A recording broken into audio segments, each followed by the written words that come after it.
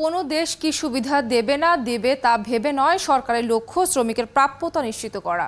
সোমবার সচিবালয়ে সফররত যুক্তরাষ্ট্রের বাণিজ্য প্রতিনিধি দলের সাথে বৈঠক শেষে একথা জানান আইনমন্ত্রী আনিসুল হক।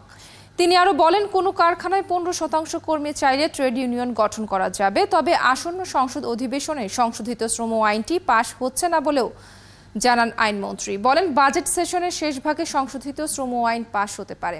সাংবাদিকের এক প্রশ্নের জবাবে আইনমন্ত্রী বলেন, শ্রমিক অধিকারের বিষয়ে বাংলাদেশের অবস্থানে সন্তুষ্ট যুক্তরাষ্ট্র। যে শ্রমিকদের অধিকার এটা নিশ্চিত করা হবে এবং এটা বাস্তবায়ন করা হবে। আমাদেরকে কোনো দেশ কিছু দেখ আর না দেখ, আমরা এটা বাস্তবায়ন করব।